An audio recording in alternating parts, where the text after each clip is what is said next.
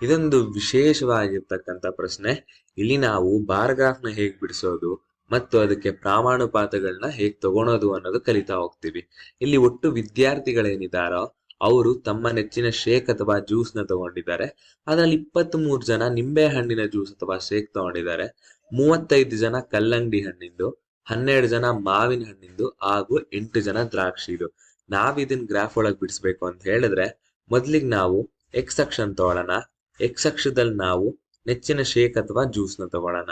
ಮತ್ತೆ Y action ತಗೊಳ್ಳೋಣ. Y ಅಕ್ಷದಲ್ಲಿ ನಾವು ಒಟ್ಟು ವಿದ್ಯಾರ್ಥಿಗಳನ್ನ ತಗೊಂಡಿದೀವಿ.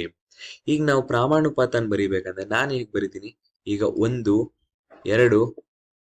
3, 4, 5 ಈ ರೀತಿ ನಾನು ಬರಿತಾ ಹೋದ್ರೆ 35 ಬರೆಯೋಷ್ಟರಲ್ಲಿ ಈ ವೈ ಅಕ್ಷ ಏನಿದೆ ಚಾಲನ ಇನ್ನೂ ದೊಡ್ಡದು ಮಾಡ್ಕೋತ ಹೋಗ್ಬೇಕು. ನಮ್ಮ ಈ ಗ್ರಾಫ್ ಏನಿದೆಯೋ ತುಂಬಾ ದೊಡ್ಡದು ಬರುತ್ತೆ.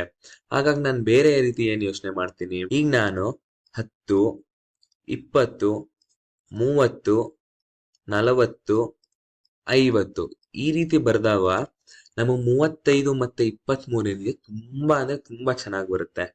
ಮತ್ತೆ ಈ 8 ಏನಿದೆಯೋ ಈ ಬರುತ್ತೆ, ಈ ದ್ರಾಕ್ಷಿ ಗ್ರಾಫ್ ಏನ್ ಬಿಡಿಸ್ತೀವೋ ತುಂಬಾ ಚಿಕ್ಕದಾಗಿ ಬರುತ್ತೆ, ಚೆನ್ನಾಗಿ ಕಾಣಲ್ಲ. ಈ ಕಲ್ಲಂಗಡಿ ಹಣ್ಣಿನ ಗ್ರಾಫ್ ಬಿಡಿಸಿದಾಗ 35 ತುಂಬಾ ಚೆನ್ನಾಗಿ ಬರುತ್ತೆ, ದೊಡ್ಡದಾಗಿ ಬರುತ್ತೆ.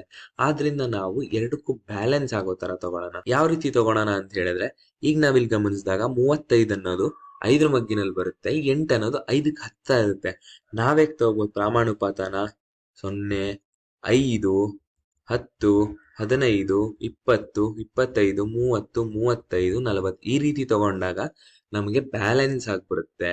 ಈಗ ಎಕ್ಸ್ ಅಕ್ಷದಲ್ಲಿ ನಾವು ನಿಂಬೆ, ಕಲ್ಲಂಗಡಿ, ಮಾವು ಮತ್ತೆ ದ್ರಾಕ್ಷಿ ತಗೊಂಡಿದ್ವಿ. ಈಗ 23 ಜನ ವಿದ್ಯಾರ್ಥಿಗಳು ನಿಂಬೆ ಹಣ್ಣು ಜ್ಯೂಸ್ ಕುಡಿದಿದ್ದಾರಲ್ಲ, ಅವ್ರಿಗೆ ನಾನು ಗ್ರಾಫ್ ಬಿಡಿಸ್ತಾ ಹೋದ್ರೆ 23 ಇಲ್ಲೆಲ್ಲೋ ಬರುತ್ತೆ. ನಮ್ಮ ಗ್ರಾಫ್ ನೋಡಿ ಇಲ್ಲಿ ಬರುತ್ತೆ, ಈ ರೀತಿ ಬರುತ್ತೆ. 23 ಜನ ಏನಿದಾರೋ ಅವರು ನಿಂಬೆ ಹಣ್ಣಿನ ಜ್ಯೂಸ್ ಅಥವಾ ಶೇಕ್ ನ ಕುಡಿದಿದ್ದಾರೆ. ಮತ್ತೆ 35 ಏನ್ ಬರುತ್ತೆ, ಇಲ್ಲಿ ಬರುತ್ತೆ. 35 ಜನ ಏನಿದಾರೋ ಅವರು ಕಲ್ಲಂಗಡಿ ಹಣ್ಣಿನ ಜ್ಯೂಸ್ ಅಥವಾ ಶೇಕ್ ಕುಡಿದಿದ್ದಾರೆ. ಮತ್ತೆ 12 ಜನ ಏನಿದಾರೋ 12 ಇಲ್ಲಿ ಬರುತ್ತೆ. 12 ಜನ ಮಾವಿನ ಹಣ್ಣಿನ ಜ್ಯೂಸ್ ಅಥವಾ ಶೇಕ್ ನ ಕುಡಿದಿದ್ದಾರೆ. ಅದೇ ರೀತಿ 8 ಜನ ದ್ರಾಕ್ಷಿ ಹಣ್ಣಿನ ಜ್ಯೂಸ್ ಅಥವಾ ಶೇಕ್ ನ ಕುಡಿದಿದ್ದಾರೆ. ನಾವು ಗ್ರಾಫ್ ಬಿಡಿಸೋದಕ್ಕಿಂತ ಮುಖ್ಯವಾಗಿ ಪ್ರಾಮಾಣುಪಾತನ ಬರೆಯೋದು ಕಲಿಬೇಕು. ಇಲ್ಲಿ ನೋಡಿದಾಗ ವೈ ಅಕ್ಷದ ಒಂದು ಘಟಕ ಏನಿದೆಯೋ ಅದ್ರಲ್ಲಿ ನಾವು 5 ವಿದ್ಯಾರ್ಥಿಗಳನ್ನ ತಗೊಂಡಿದೀವಿ. ವೈ ಅನ್ನುವ ಅಕ್ಷದಲ್ಲಿ ಒಂದು ಘಟಕ ಏನಿದೆ ಅದ್ರಲ್ಲಿ 5 ವಿದ್ಯಾರ್ಥಿಗಳನ್ನ ತಗೊಂಡಿದ್ದೀನಿ. 5, 10, 15, 20, 25.